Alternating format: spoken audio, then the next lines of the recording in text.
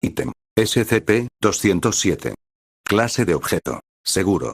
Procedimientos especiales de contención. SCP-207 ha de ser almacenado en un recipiente metálico impermeable de 1 metro x 0.5 metros x 0.5 metros. La llave debe ser solicitada al actual investigador en jefe del área de biocontención del sitio. SCP-207 ha de ser retenido dentro de esta área en todo momento y todo el personal que entre en el área debe ser revisado en busca de comida o bebestibles, junto a los otros investigadores requeridos. Cualquier miembro del personal que ingiera a SCP-207-1 debe ser retenido para su futuro estudio, con todos sus niveles de autorizaciones removidos.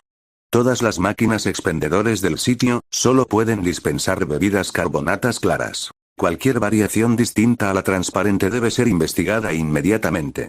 Descripción. SCP-207 es referido como una caja que contiene 24 bebidas de cola de la marca Coca-Cola.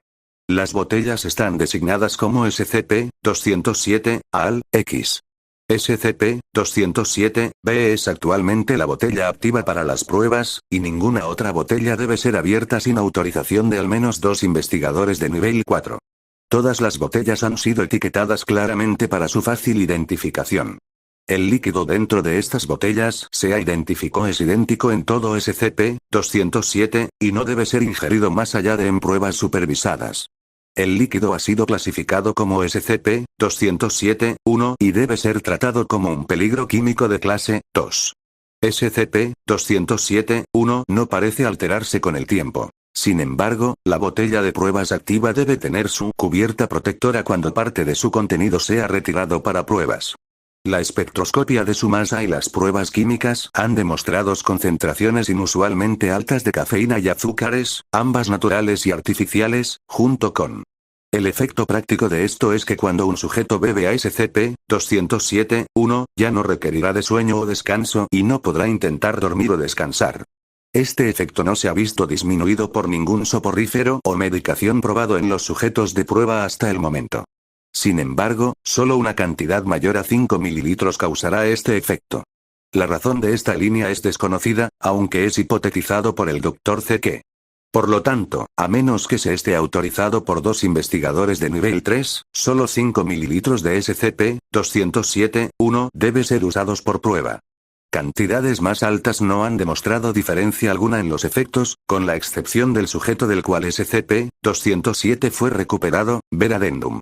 Además de eliminar la necesidad del reposo, SCP-207-1 también causa un aumento motor, en la reacción, y en las funciones psicológicas. El aumento es lineal en la progresión, con un aumento estimado del 50%, medido por protocolos estándar, más barra, 5%, cada 6 horas. La aplicación práctica de la ingestión es que el sujeto es capaz de pensar, reaccionar, y moverse más rápido que aquellos que no han ingerido a SCP-207-1. Las habilidades mentales muestran que el Psi del sujeto incrementa paralelamente a los otros incrementos en sus capacidades. Sin embargo, SCP-207-1 no altera el cuerpo de los sujetos afectados. La fisiología permanece sin cambios y, por lo tanto, rara vez puede soportar el incremento en la actividad. Ningún sujeto ha logrado soportar más de 48 horas bajo pruebas, variando las causas de muerte desde fallas masivas en los órganos internos hasta desangramiento interno debido a las grandes cantidades de roturas en las arterias. También se ha visto a los sujetos demostrar estrés tras aproximadamente 24 horas, generalmente haciendo cada movimiento extremadamente cuidadosos con el fin de evitar accidentes. Las pruebas SCP-207, Alpha y Rho han demostrado que después de aproximadamente 24 horas, el incremento en la velocidad causado por SCP-207-1 es fácilmente subestimado por los sujetos de prueba. Siendo más específicos, en la prueba SCP-207-Rho, el sujeto fue capaz de escapar del área de contención, a pesar de que había un muro de 5 metros.